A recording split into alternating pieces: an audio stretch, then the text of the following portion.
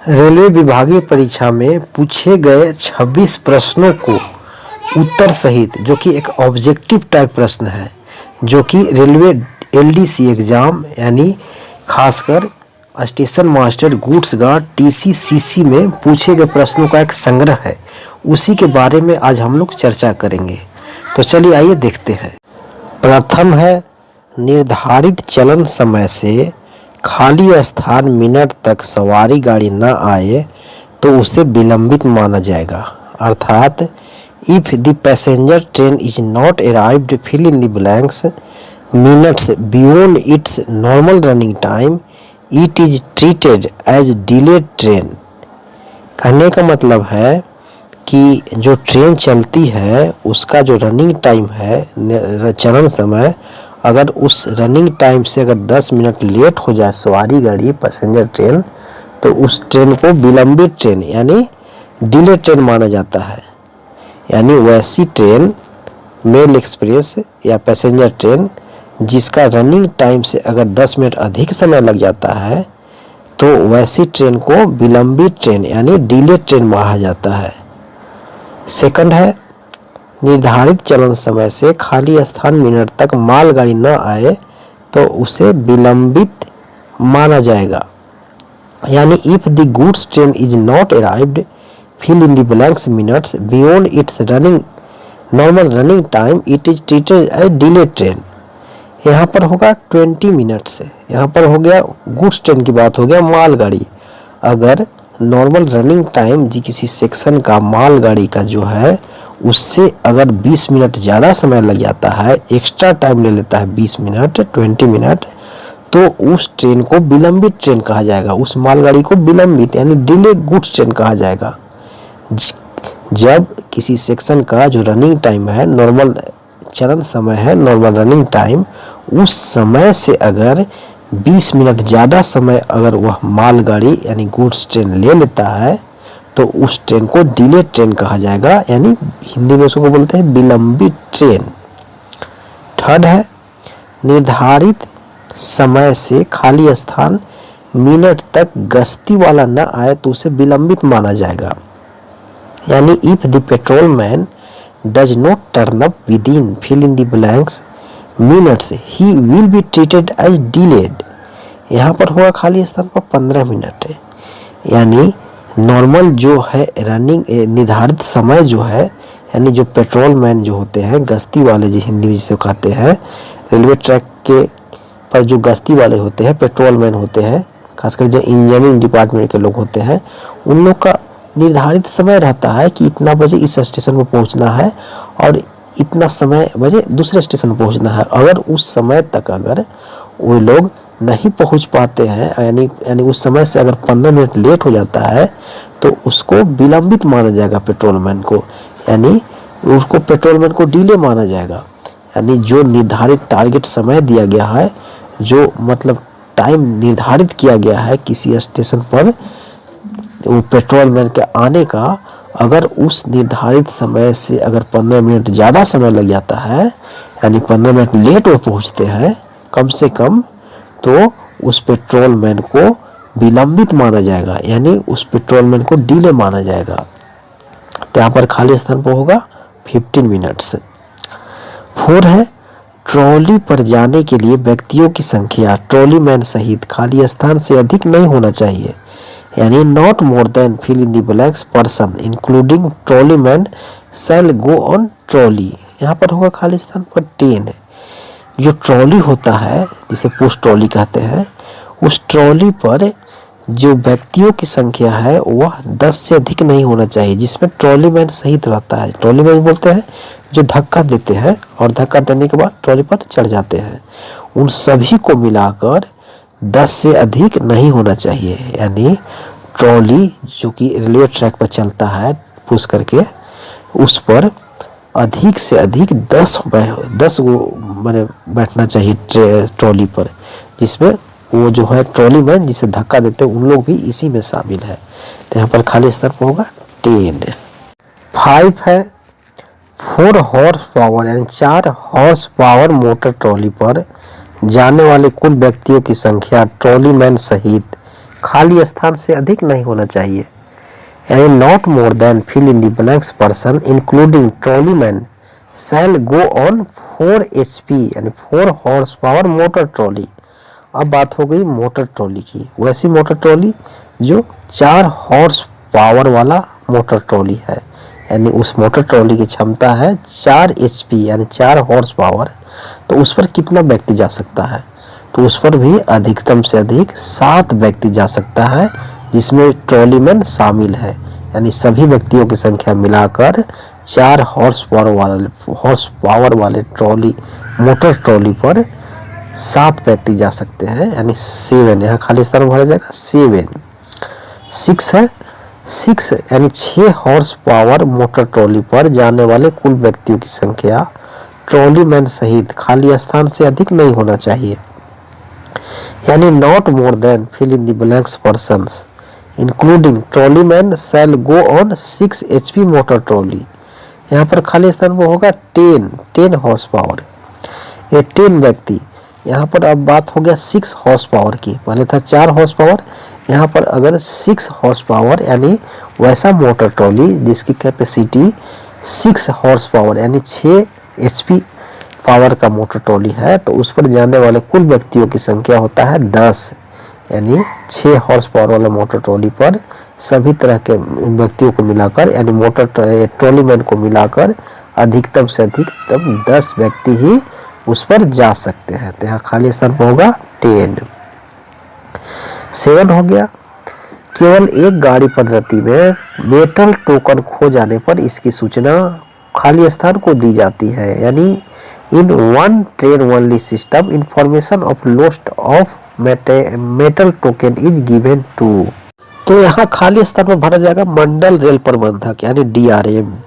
यानी one train only system वाले पद्धति में यानी वैसे सिस्टम वर्किंग जहाँ ट्रेन संचालन की पद्धति वन ट्रेन ओनली सिस्टम है, तो उसमें जो है मेटल टोकन अगर खो गया तो इसकी सूचना सीधे DRM महोदय यानी मंडल रेल प्रबंधक को दिया जाता है।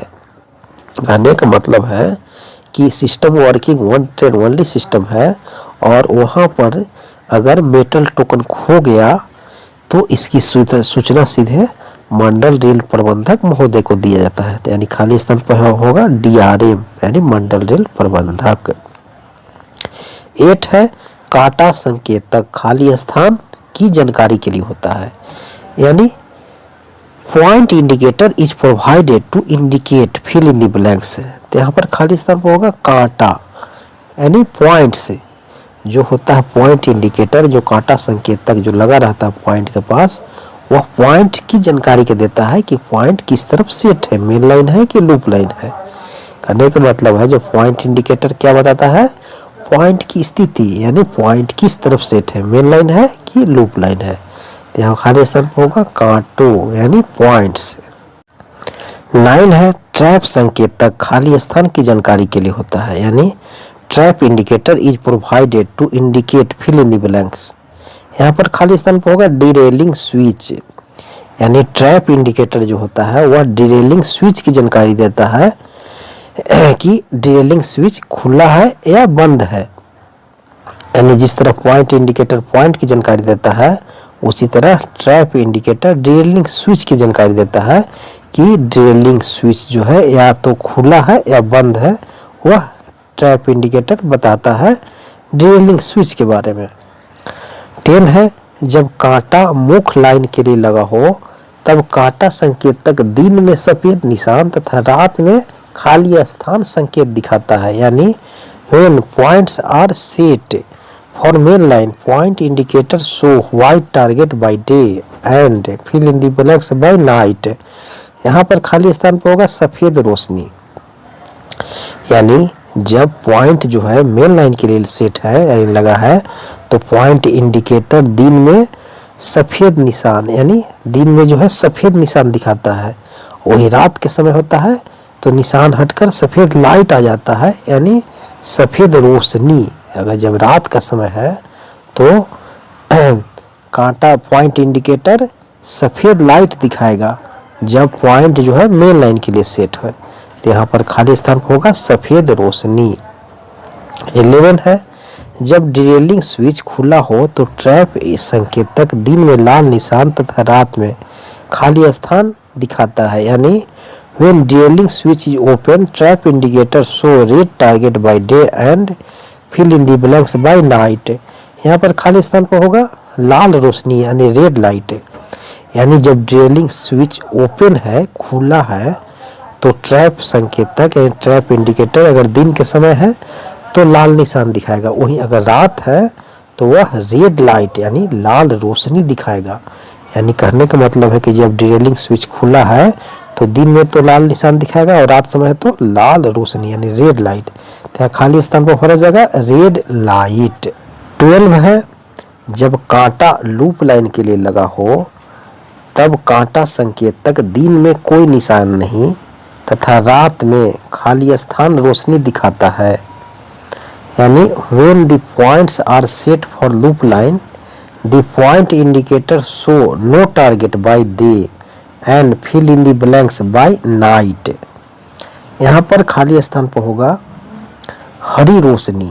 यानी कहने का मतलब है जब पॉइंट लूप लाइन के लिए सेट है तो पॉइंट इंडिकेटर अगर दिन के समय है तो कोई टारगेट नहीं, कुछ निशान नहीं दिखाता, वहीं अगर रात के समय है तो पॉइंट अगर लूप लाइन के लिए सेट है तो ग्रीन लाइट दिखाएगा यानी हरी रोशनी। यानी कहने का मतलब पॉइंट जो है लूप लाइन के लिए सेट है और अगर दिन के समय है तो कोई टारगेट नहीं, कुछ निशान नहीं रहेगा, वहीं अगर रात के समय है तो पॉइंट इंडिकेटर जो है वह हरी रोशनी दिखलाएगा यानी ग्रीन लाइट दिखलाएगा। तो यहाँ पर खाली स्थान पर क्या भरा जाएगा? ग्रीन लाइट यानी हरी रोशनी। 13 है, जब डिरेलिंग स्विच बंद हो तो ट्रैप संकेतक रात में खाली स्थान तथा दिन में कोई संकेत नहीं दिखाता है। यानी when the derailing switch is closed trap indicator show fill in the blanks by night and no target by day। यहाँ पर खाली स्थान पर होगा हरी रोशनी यानी ग्रीन लाइट। यानी कहने का मतलब है जब ड्रिलिंग स्विच बंद है यानी क्लोज है, ड्रिलिंग स्विच क्या है? क्लोज है, तो ट्रैप इंडिकेटर अगर रात के समय है तो ग्रीन लाइट दिखलाएगा, वहीं अगर दिन के समय है तो कोई टारगेट नहीं, कोई लाइट नहीं। तो यहाँ पर खाली स्थान पर होगा ग्रीन लाइट। यानी जब ड्रिलिंग स्विच क्लोज्ड है यानी बंद है और कैसा है? दिन समय कैसा है? रात है। तो रात है तो ड्रिलिंग स्विच बंद है और रात है तो यहाँ पर जो टारगेट दिखाएगा ट्रैप इंडिकेटर का वो होगा ग्रीन लाइट और दिन का समय है तो कोई संकेत नहीं दिखाएगा। तो यहाँ पर खाली स्थान भरा जाएगा ग्रीन लाइट। 14 है, डिस्टेंट सिग्नल एक खाली स्थान सिग्नल है। यानी distant signal is a fill in the blank signal. यहाँ पर खाली स्थान पर होगा बेरोक सिग्नल, यानी अंग्रेजी में बोलते हैं, इंग्लिश में परमिसिव सिग्नल। डिस्टेंट सिग्नल क्या है? एक परमिसिव सिग्नल है, यानी हिंदी में कहते हैं उसको बेरोक सिग्नल। यानी यहाँ ट्रेन यहाँ रुकती नहीं यानी पार कर जाती है। यानी डिस्टेंस सिग्नल कैसा सिग्नल है? परमिसिव सिग्नल, यानी ट्रेन यहाँ रुकते नहीं है बल्कि यहाँ पर ट्रेन पास कर जाती है डिस्टेंस सिग्नल को। 15 है, बुलावा सिग्नल खाली स्थान सिग्नल है। यानी calling on signal is a fill in the blank signal. यहाँ पर खाली स्थान पर होगा सहायक सिग्नल। यानी कॉलिंग ऑन सिग्नल क्या है? एक सहायक सिग्नल है, एक्सिलरी सिग्नल है, एक्सिलरी सिग्नल। इंग्लिश में बोलते हैं एक्सिलरी सिग्नल, हिंदी में बोलते हैं सहायक सिग्नल। जो कॉलिंग ऑन सिग्नल है जो मेन सिग्नल के नीचे लगाया जाता है वह एक एक्सिलरी सिग्नल है जिसे हिंदी में कहा जाता है सहायक सिग्नल। तो यहाँ खाली स्थान भरा जाएगा सहायक सिग्नल। 16 है, SLB यानी shunting limit board block section तथा खाली स्थान की सीमा को निर्धारित करता है। यानी SLB यानी shunting limit board determines the limit of block section and station and खाली स्थान। यहाँ पर होगा खाली स्थान पर स्टेशन सेक्शन। यानी जो शंटिंग लिमिट बोर्ड है वह ब्लॉक सेक्शन और स्टेशन सेक्शन को सीमा को निर्धारित करता है, यानी डिटरमाइन करता है कि किधर ब्लॉक सेक्शन है और किधर स्टेशन सेक्शन है। शंटिंग लिमिट बोर्ड ही डिटरमाइन करता है और निर्धारित करता है कि शंटिंग लिमिट बोर्ड के इस तरफ स्टेशन सेक्शन है और इस तरफ ब्लॉक सेक्शन है। तो खाली स्थान पर होगा स्टेशन सेक्शन। 17 है SLB यानी सेंट्रिक लिमिट बोर्ड खाली स्थान तथा स्टेशन सेक्शन के सीमा निर्धारित करता है। यानी SLB determines the limit of station section and fill in the blanks. यहाँ पर खाली स्थान पर होगा ब्लॉक सेक्शन, वही क्वेश्चन है सिर्फ उलट दिया है। यानी सेंट्रिक लिमिट बोर्ड जो है ब्लॉक सेक्शन और स्टेशन सेक्शन को डिवाइड करता है, बांटता है। तो यहाँ पर वही क्वेश्चन है, केवल पर उलट दिया है। तो यहाँ पर भरा जाएगा ब्लॉक सेक्शन, क्योंकि पहले स्टेशन सेक्शन था, यहाँ ब्लॉक सेक्शन हो गया। 18 है BSLB यानी block section limit board. BSLB यानी block section limit board block section तथा खाली स्थान की सीमा निर्धारित करता है। यानी BSLB determine the limit of block section and खाली स्थान। यहाँ पर होगा स्टेशन सेक्शन, चूंकि BSLB जो है डबल लाइन में लगाया जाता है और BSLB का भी वही काम है जो SLB जो कि सिंगल लाइन में लगाया जाता है काम है। यानी BSLB भी स्टेशन सेक्शन और ब्लॉक सेक्शन को निर्धारित करता है, यानी ब्लॉक सेक्शन और स्टेशन सेक्शन को अलग करता है।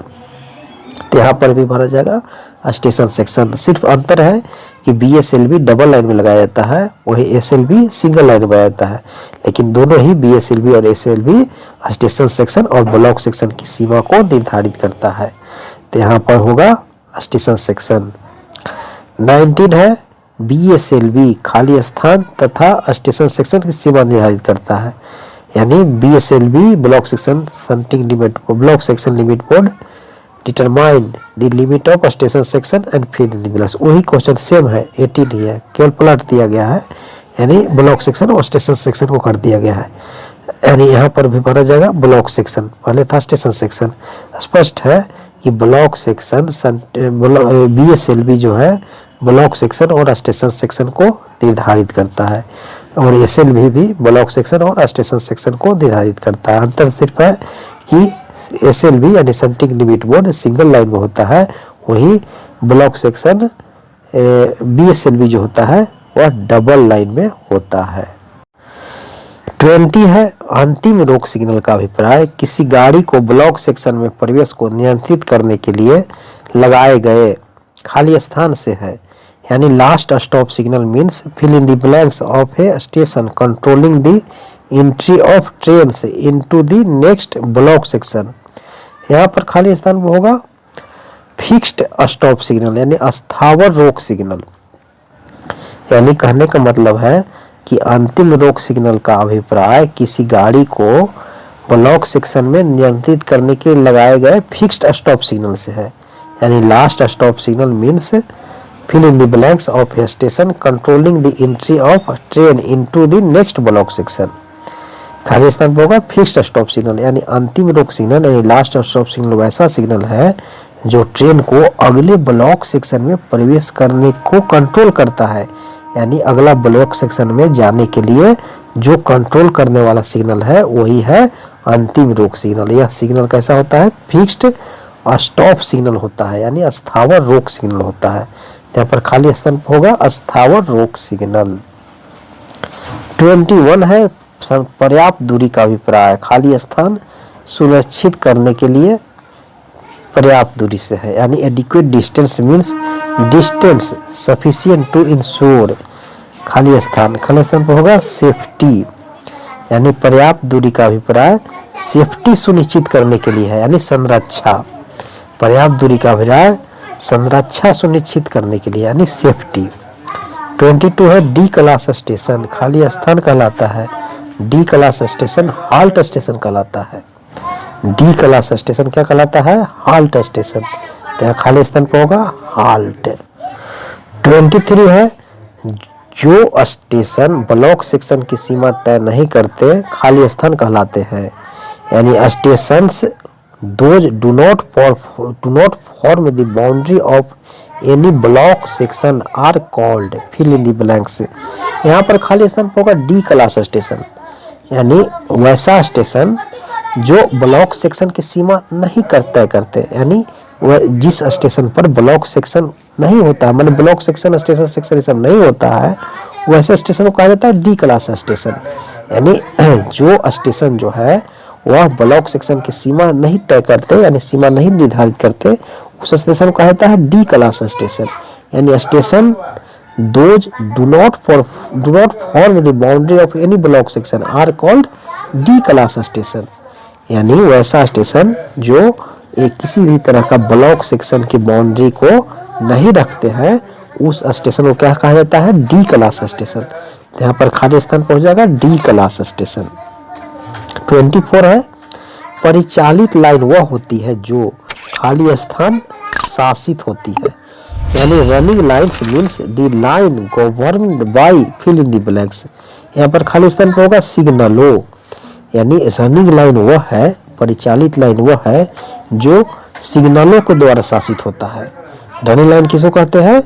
यानी जो सिग्नलों के द्वारा शासित है, जहाँ सिग्नल होता है, जो जिस लाइन पर ट्रेनों का परिचालन सिग्नलों के माध्यम से होता है, यानी उस लाइन को कहा जाता है रनिंग लाइन कहा जाता है। यहाँ पर खाली स्थान पर होगा सिग्नलो।